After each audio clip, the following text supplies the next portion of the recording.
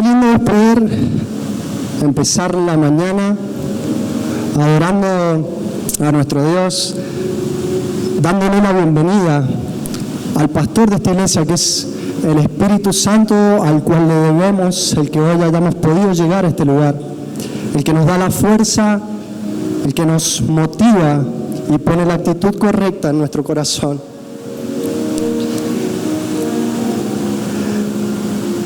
Esta mañana vamos a estar hablando, y ahora voy a estar trayendo a memoria algunas cosas que se nos han ido enseñando. Hace unas 3 semanas aproximadamente Johnny nos hablaba de una metamorfosis cristiana, nos hablaba de cambios en nuestra vida, de que es imposible una vez haber conocido al Señor, a nuestro Dios, no ser transformados.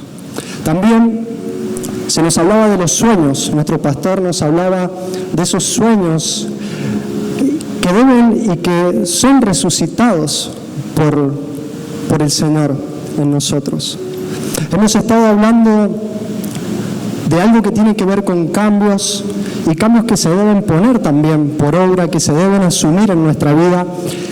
Y hoy día vamos a seguir con esos cambios, vamos a seguir hablando y permitiéndole al Señor y al Espíritu Santo que nos enseñe un poco más acerca de esto. Hoy vamos a estar viendo cómo podemos llevar esos cambios en nuestra vida, cómo podemos ir siendo transformados diariamente, cómo podemos ir siendo renovados, cómo nuestros sueños pueden ser reafirmados por el Señor y por medio de cuáles cosas son que el Señor hace que seamos transformados y renovados. Creo que está el nombre del mensaje: aprobado por obediente. Ya se va a enterar por qué. En primer lugar, vamos a ir a la palabra en 2 de Timoteo 2:15.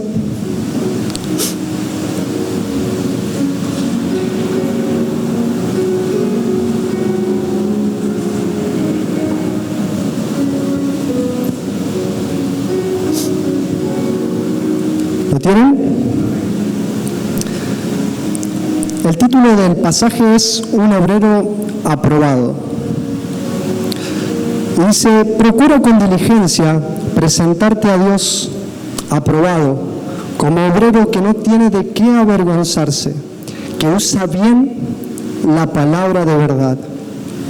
Acá vemos a Pablo, que era el padre espiritual de Timoteo, dándole un consejo a Timoteo. ¿Y qué consejo que le da Pablo a Timoteo? Es algo, el pasaje puede llegar a ser muy conocido, lo podemos haber visto mucho, pero hoy vamos a tratar de poder entenderlo y explayarnos un poco más en esto.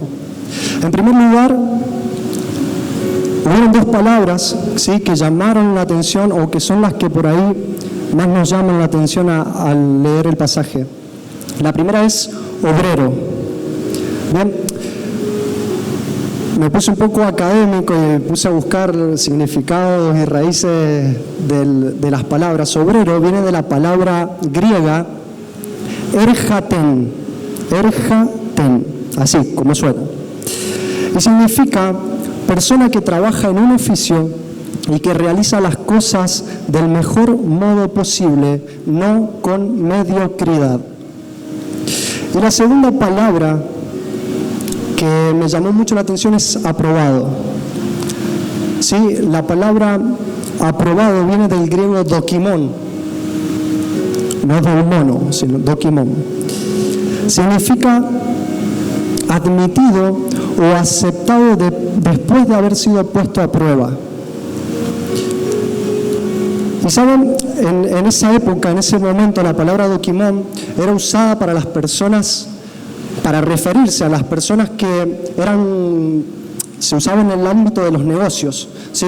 Era para aquellos cambistas, ¿sí?, de dinero, que eran honestos, que esa era la palabra que los definía a ellos, ¿sí? Dokimon. Dicen que cómo se comprobaba, ¿sí?, que ellos eran dokimones, que ellos eran honestos. Era pesando las monedas. ¿sí?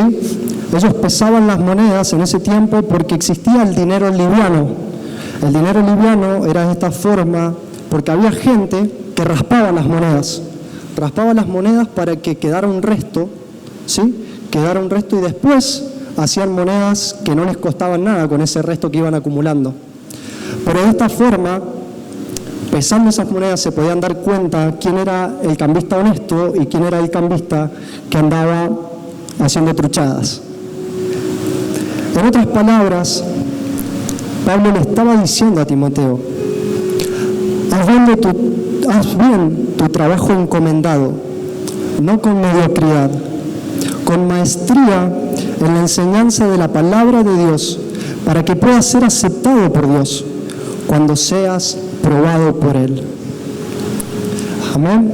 ¿Y cómo somos probados por Dios? Si bien acá vemos que había un sistema que medía y que pesaba las monedas, y de esa forma uno se podía dar cuenta. ¿Cómo somos probados por Dios nosotros? Primero, que amemos a Dios por sobre todas las cosas. Eso es algo que el Señor también pone en la balanza. Que amemos su presencia, su palabra y su obra. Que amemos la iglesia.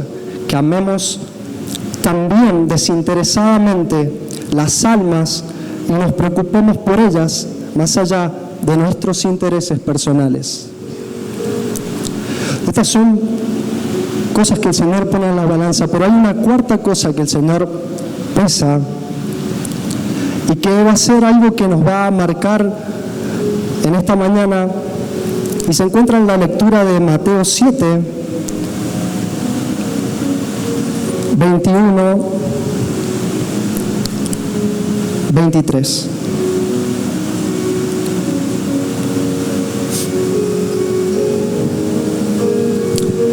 Bien, tengamos en cuenta los 4 puntos. Este va a ser el cuarto, los 3 puntos anteriores: que amemos a Dios por sobre todas las cosas, que amemos su presencia, su palabra y su obra, y que amemos desinteresadamente las almas. Y este cuarto punto lo vamos a poder ver en este pasaje. También es un pasaje conocido. Dice: no todo el que me dice Señor, Señor, entrará en el reino de los cielos, sino el que hace la voluntad de mi Padre que está en los cielos. Ahí nos vamos a detener. El verso 21, en este segmento el Señor nos habla, o lo habla casi al final del Sermón del Monte, ¿sí? Anteriormente Él había estado hablando de aquellos falsos profetas, de los cuales había que estar atentos para poder darse cuenta. Y en esta primera parte, el Señor se refiere a aquellos falsos profetas. No todo aquel que me dice Señor, Señor, entrará al reino de los cielos. Aparte, también debe llamarnos mucho la atención porque ya está estableciendo un juicio el Señor. Está estableciendo un tipo de persona que no va a entrar al reino de los cielos. Y también establece una condición. La condición es: sino el que hace la voluntad de mi Padre. Sino el que hace la voluntad de mi Padre. Esta es la condición que existía en ese momento, o que el Señor estaba diciendo en ese momento. El verso 22 dice: muchos me dirán en aquel día: Señor, Señor, ¿acaso no profetizamos en tu nombre, y en tu nombre echamos fuera demonios, y en tu nombre hicimos muchos milagros? El verso 22, podemos hacernos la pregunta de cómo es posible que hayan profetizado, que hayan predicado, echado demonios, si no lo hacían con la voluntad, o si no hacían la voluntad de Dios. ¿Cómo es posible que ellos hayan podido lograr esto si ellos no estaban haciendo la voluntad de Dios? Y es la misma pregunta que está graficada, representada en este momento. En realidad, hay varios ejemplos en la Biblia, como el de Balaam en los tiempos de Moisés, que profetizaba. Tenemos también los magos del faraón que convirtieron las varas en serpientes. Y un poquito más en el tiempo tenemos a Judas Iscariotes, que predicó junto a los demás discípulos, que echó fuera demonios. Entonces, si es posible que sin hacer la voluntad de Dios estas cosas puedan suceder. Y en el verso 23 vemos algo que captó mucho mi atención. Dice: y entonces les declararé, nunca os conocí, apartaos de mí, hacedores de maldad. Y acá sí que podemos llegar a terminar de sacar nuestras conclusiones en cuanto a lo que se refiere al texto. La palabra hacedores de maldad en el original griego es una palabra llamada anomía. Anomía significa desprecio por la ley, ausencia de práctica de leyes o normas, o en otra palabra, desobediencia. Desobedientes. Lo que les estaba diciendo el Señor: apartados de mí, desobedientes, por no hacer la voluntad de mi Padre. ¿Y a qué voy con esto? Está claro, y quiero que podamos tener en claro la importancia, porque aquí ya se habla de la obediencia y se habla de desobediencia. Está claro que para Dios la obediencia es un requisito casi excluyente que debemos tener nosotros como sus hijos. Aún es mayor que los sacrificios, como decía Samuel en 1 Samuel. ¿Qué le interesa más al Señor? ¿Que le escuchemos, que prestemos atención a su voz, o los holocaustos y los sacrificios? ¿Qué es lo que más le interesa al Señor? ¿No le interesa que seamos obedientes? Ese es uno de los versículos en los que podemos respaldar. Y como sabemos, y ya tenemos por costumbre, siempre sabemos que en Jesús se cumple toda la palabra. Y Jesús viene a ser el mayor ejemplo de obediencia para nosotros, el mayor ejemplo a seguir en cuanto a la obediencia y en cuanto a cada área de nuestra vida. Podemos ver en el versículo de Hebreos 5, del 7 al 8. Y Cristo, en los días de su carne, ofreciendo ruegos y súplicas con gran clamor y lágrimas al que le podía librar de la muerte, fue oído a causa de su temor reverente. Y aunque era hijo, por lo que padeció, aprendió la obediencia. Y habiendo sido perfeccionado, vino a ser autor de eterna salvación para todos los que le obedecen. Bien, lo que más voy a recalcar es el 8. Aunque era hijo, por lo que padeció, aprendió la obediencia, ya que podemos llevarlo a otro lugar de la palabra, en donde realmente es muy gráfico el autor. La palabra está en Lucas 22 del 39 al 44. No sé si alguno de ustedes sabía, pero Lucas era médico, entonces se encargó de representar muy gráfica la escena y plasmarla en la palabra. Lo voy a buscar, el pasaje se llama, es muy conocido también, el pasaje se llama Jesús ora en Getsemaní. Lucas 22, del 39 al 44.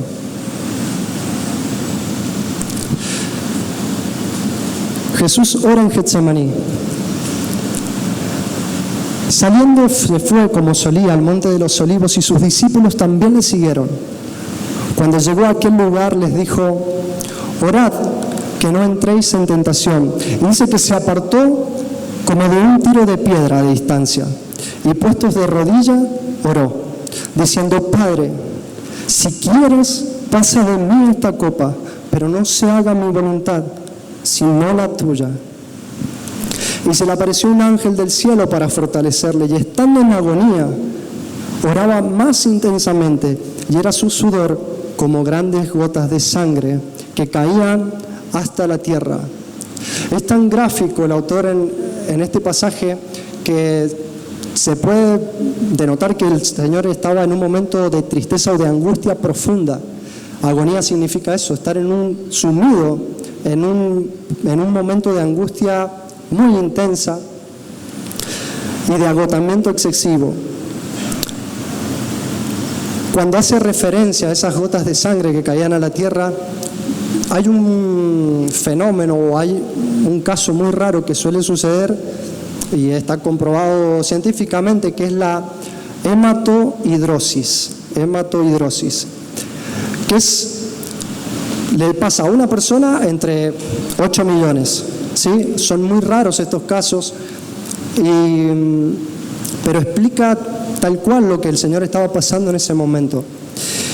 Estaba en un estado de estrés intenso que provocó la congestión de los pequeños vasos sanguíneos, ¿sí?, que están en la membrana de la piel y que le salían, o sea, prácticamente los vasos sanguíneos reventaron y salieron como sudor. Ese era el estrés al que estaba expuesto el Señor en el momento previo, ¿sí?, a su captura, ¿sí?, y después la muerte de cruz. Imagínense, habla de agonía la palabra. Cuando nosotros nos referimos a alguien que está agonizando, a alguien que está previo a su muerte, dice también que estos casos de hematohidrosis se dan en aquellas personas que son juzgadas y son castigadas con la pena de muerte, que en los minutos finales de su vida ellos, por el estrés que esto representa, empiezan a sudar sangre. Pero yo me hice una pregunta y es, ¿acaso el Señor tenía miedo en ese momento a morir? ¿Acaso el Señor tenía miedo de la cruz? ¿Acaso el Señor tenía miedo de los clavos, de los azotes que iban a venir? Él sabía que estaba como una oveja para el matadero, que estaba pronto a llegar a aquel que lo iba a entregar. Y no es así. Al final nos terminamos dando cuenta que con lo que dice la palabra acá en este pasaje menciona: Señor, si puede pasar esta copa de mí, que pase. Si me puedes librar de beber de esta copa, que pase. Pero que se haga tu voluntad. Y esta copa es lo que realmente al Señor le estaba causando ese estrés que podemos ver. No era el dolor, el sufrimiento, sino era esa copa de ira que estaba guardada para cada uno de nosotros, ¿sí?, que por causa de nuestro pecado se ha ido acumulando. Eso era lo que el Señor estaba provocando en el Señor, ese estado, ¿sí?, de estrés excesivo. ¿Y saben qué? Después podemos ver al final que Él se levanta y le dice a sus discípulos, los que había llevado con Él, que eran Pedro y los dos hijos de Jacobo, y bueno, no recuerdo bien el nombre, eran dos hermanos. Bien, y dice que cuando Él va, les dice que se levanten y que vuelvan a orar para no entrar en tentación. Él se levanta decidido en ese momento. A pesar de ese sudor de sangre, Él decidió obedecer al Señor. Y lo que yo quiero decir con esto, y traigo, y que necesito que podamos prestar atención en esto, es que nosotros sabemos, cuando hablamos de la obediencia, o sea, se nos ha enseñado acerca de la obediencia, es que una obediencia a medias es desobediencia. Una obediencia con murmuración es desobediencia, ¿sí? Pero acá podemos ver que obedecer se decide. Ser obediente es una decisión de cada uno de nosotros. No es algo que me deban imponer, ¿sí? No es algo que yo deba quejarme, no es algo, sino es una decisión que yo tomo de ser obediente, como la que tomó el Señor de ser obediente, porque Él podría tranquilamente no haber bebido de esta copa. Y acá voy a hacer como un análisis también hay muchas personas que confunden la bendición con la aprobación, ¿sí? Uno piensa por ahí que la bendición, como, no sé, que el Señor nos dé un mejor trabajo, que el Señor no sé, nos dé una casa, o que el Señor no sé, percibamos en nuestro trabajo un aumento de sueldo o lo que a usted se le ocurra que nosotros podamos encerrar en el contexto de lo que es una bendición para nosotros. Muchas veces pensamos que es por eso que está todo bien con el Señor, que porque somos bendecidos o porque prosperamos o porque las cosas están relativamente saliendo todo en orden.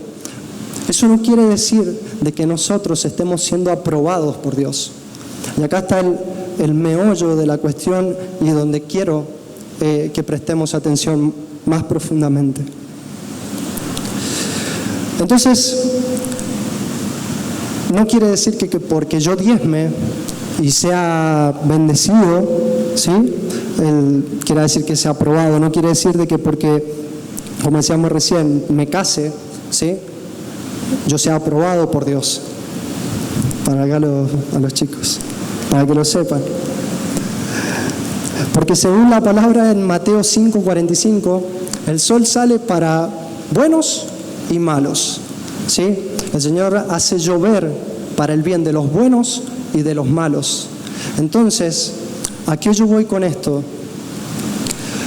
Hay personas que plantan trigo y hay otras personas que plantan otras cosas que traen quizás cosas o beneficios que no le hacen de todo bien a las personas, y aún así cae la lluvia y ellos son prosperados y ellos tienen un rédito económico o lo que a nosotros se nos ocurra.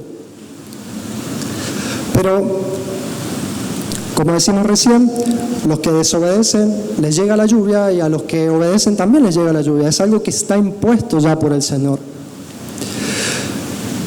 Como por ejemplo, y para ser bien claro un ejemplo, es un padre cuando un hijo desobedece a un padre. Usted no lo deja sin comer, usted no lo deja sin vestir, usted no lo deja durmiendo en el patio porque no le hizo caso. Está bien, lo castiga, lo disciplina, le pone alguna disciplina específica, pero no le priva de aquellas cosas que son básicas para cada uno de nosotros.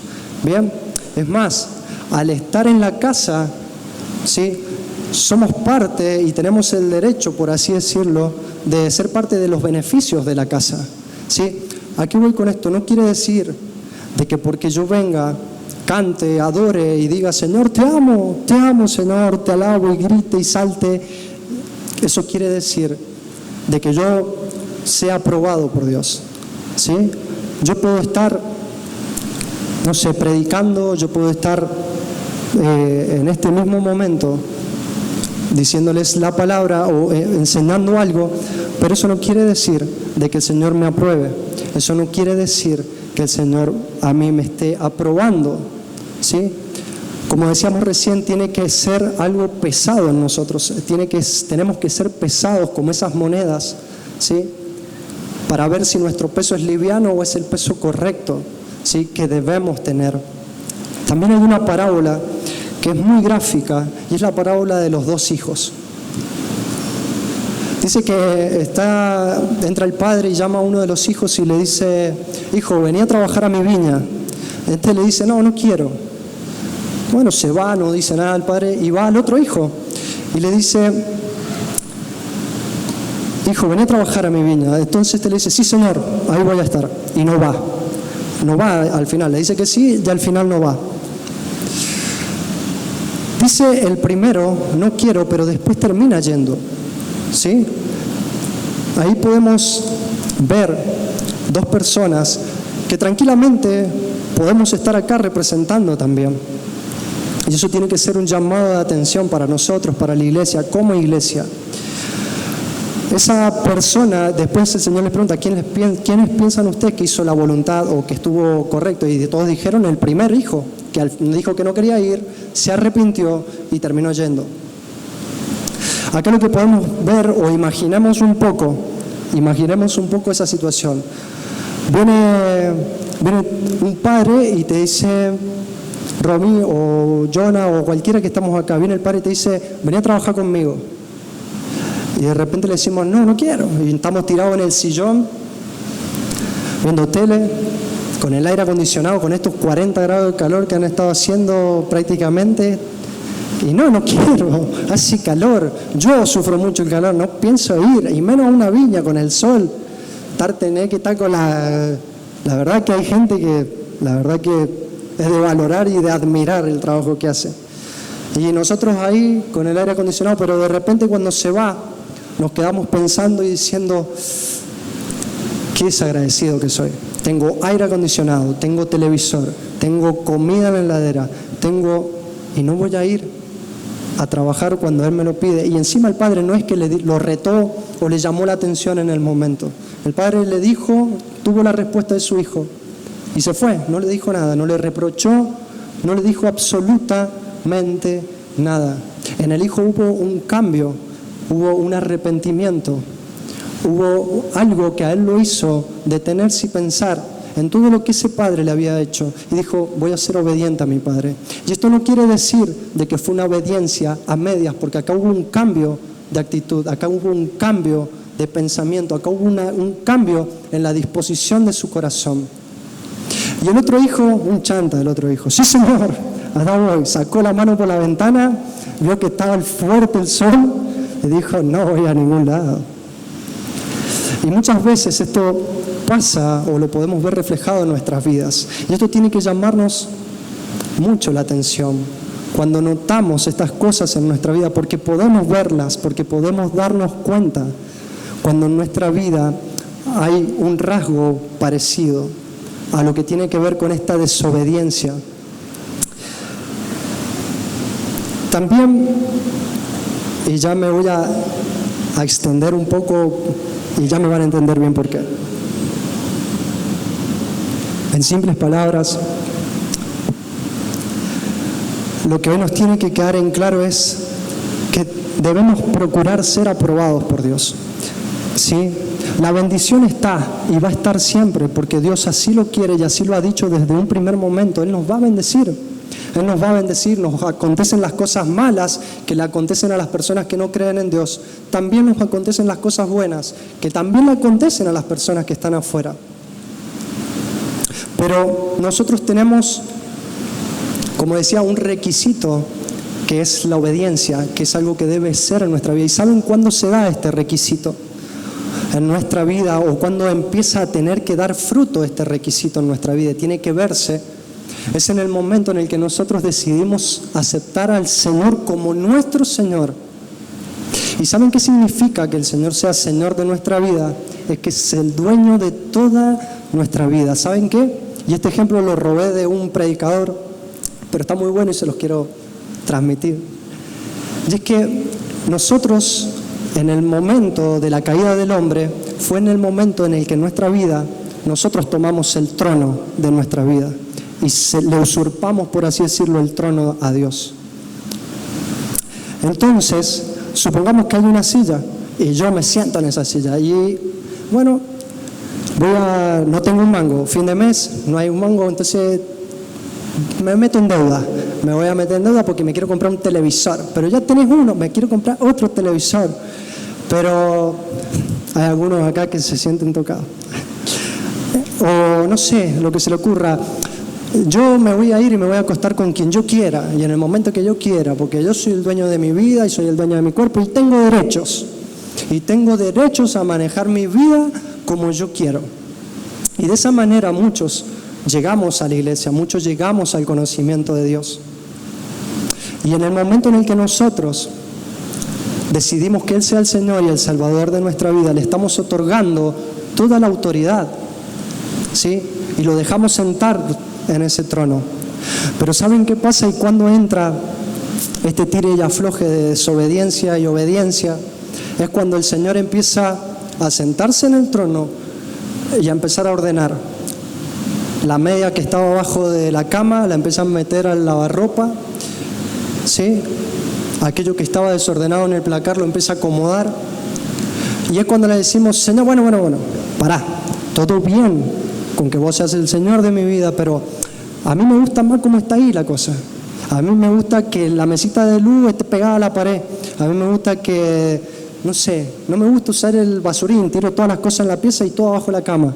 A mí me gusta así vivo y así estoy acostumbrado y así quiero, Señor.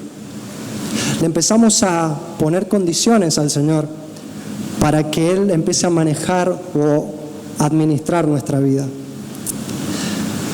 Y no debería ser de esta manera.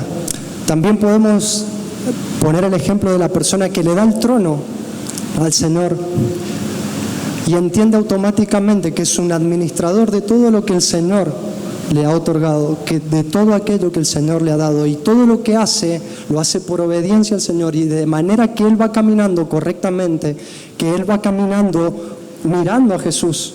Es de esa manera en la que Él va a ir poniendo por obra esa obediencia, y se va a ver los frutos de una persona que le ha dado el trono al Señor, que ha entendido que es el Señor de nuestra vida, que es al que ha entendido que es aquel a quien debo hacerle caso, a quien debo obedecer para poder ser prosperado, para poder ser una persona que lleve fruto.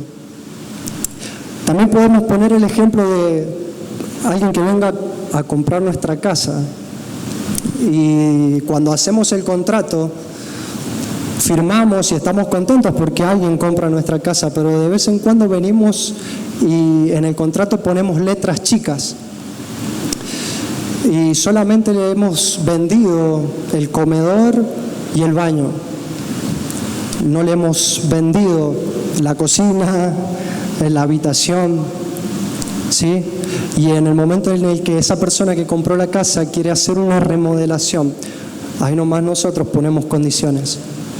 Y esto tiene que ver con una cuestión de la actitud que nosotros tomamos en cuanto a lo que reconocimos en un momento y a quien reconocimos en un momento que era el Señor de nuestra vida.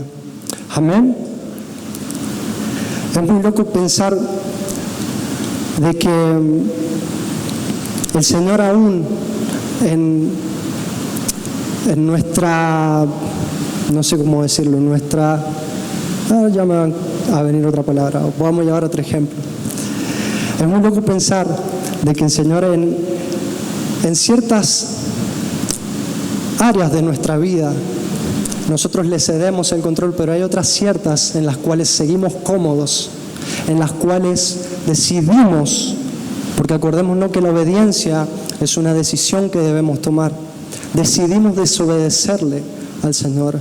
Y entonces pasamos el tiempo pidiendo: Señor, ¿qué pasa con esto? Señor, ¿qué pasa si yo te diezmo? Señor, ¿qué pasa si sabes que me cuesta? Si sabes que esto, si sabes que aquello.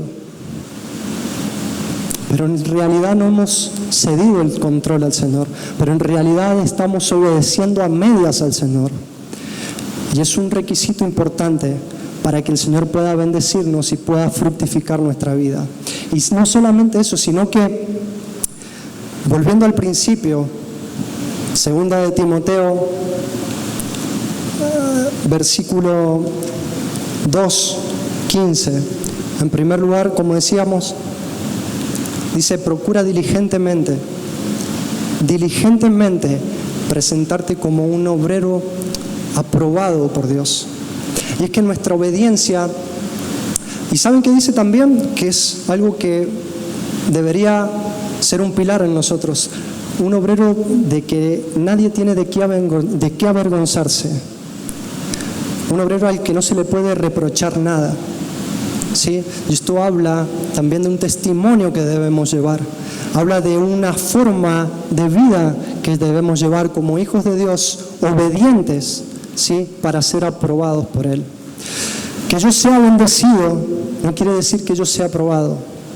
Que yo sea obediente quiere decir que yo sea aprobado por Dios. Y eso es lo que debe ser un pilar en nuestra vida. Eso es lo que debe ser lo que nos ayude a permanecer en cambio constante y renovación constante, como veníamos diciendo. Esa obediencia, por esa obediencia el Señor nos va a ir enriqueciendo conforme a lo que esté en su voluntad. Porque, como veíamos recién, Jesús oró que lo librara de la muerte, pero Él dijo: no, Señor, que se haga su voluntad, porque el ser obediente no necesariamente significa que van a hacer cosas a las cuales nosotros nos den ganas de hacer. El ser obediente significa que no siempre hay cosas que te van a dar ganas de hacer. El ser obediente no significa que van a hacer cosas que en realidad, wow, sí, yo acá me veo 10 puntos acá, la verdad que estoy, y ahí es donde yo voy de 10. No siempre la obediencia va a tener que ser en cosas que a nosotros se nos hagan fácil. La obediencia tiene que ver con beber una copa de la cual nadie de nosotros hubiese podido resistir. La obediencia tiene que ver con una decisión en un momento de angustia total, en un momento previo, en un momento en el cual ya también el Señor se sentía solo y se sentía morir, dice en Mateo, también este mismo pasaje de Getsemaní. La obediencia va a llevar que nuestro corazón sea pesado por las manos de Dios y podamos ser aprobados por Él. Podamos ser aquellos que tengan el privilegio de poder ser parte del reino de los cielos y poder entender de que es todo por su gracia, en el momento de tomar la decisión de ser obedientes, es su gracia la que nos va a dar la fuerza para sostenernos, porque déjenme decirle que el Señor no se hubiese levantado si no hubiese sido por esa gracia infinita que lo movió y lo llevó a afrontar y enfrentar esa cruz y todos los vituperios y todos los insultos y azotes que Él tuvo que pasar. Después de ese momento en el que Él se levantó, después de haber sudado sangre, fue más el gozo que tuvo por delante, fue mayor el gozo que tuvo por delante, fue mayor el gozo que lo movió a esa obediencia, a decidir ser obediente y a dejarnos un ejemplo claro para seguir y para entender que de esta manera es que el Señor nos aprueba, para entender de que de esta manera es lo que el Señor aprueba, porque no basta solamente con venir un domingo o con venir a una reunión y cantar y abrazarme con el hermano que tengo al lado. No basta solamente con eso. No basta con un abrazo, no basta, sino que va todo mucho más allá y es algo más profundo lo que el Señor quiere hacer en nuestras vidas. Así que ya para ir terminando y cerrando, debemos entender que hay cosas en nuestra vida que deben ser una prioridad y que van a denotar esta obediencia o esta decisión de obedecer a Dios. Si yo quiero ver mi vida transformada, si yo quiero seguir peleando en esa cinta, como nos decía Jorge y nos traía nuestro pastor ese ejemplo de no bajarnos de esa cinta, de seguir corriendo a pesar de las cosas que se nos pongan adelante o en el costado, enfrentándonos, debemos proponernos en nuestro corazón amar al Señor más que a cualquier cosa, amar su palabra, amar su presencia, amar a su Espíritu Santo. Debemos amar la obra de Dios, amar la iglesia, amar las almas y procurar ser de bendición para las almas. Y por cuarto, debemos amar y procurar y pedir ahí en ese momento que vos tenés en tu habitación con el Señor que nos ayude a ser siervos fieles, a ser siervos obedientes, de los cuales Él no tenga de qué avergonzarse, porque ¿saben qué? Qué triste sería saber de que vivimos una vida de iglesia toda la vida, 5, 10, 15, 20, 30, 40 años, y llegar al reino y llegar a ese momento del juicio y que el Señor nos mire y nos diga: no hay ningún fruto, porque lo que pensaste que estabas haciendo lo hiciste solamente a medias, porque lo hiciste solamente por una emoción, no estuvo la actitud correcta. Qué triste sería darnos cuenta de que lo que pensábamos que podíamos hacer invisible a los ojos de los demás, el Señor lo pesaba en nuestro corazón.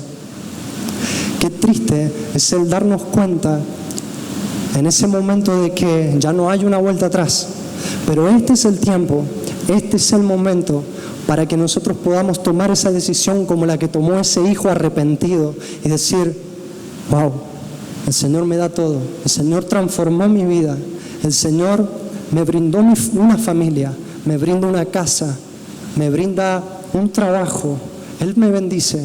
Lo mínimo que yo puedo hacer por amor a su obra y a lo que Él ha hecho por mi vida es obedecerle con un corazón agradecido, eternamente agradecido. Amén.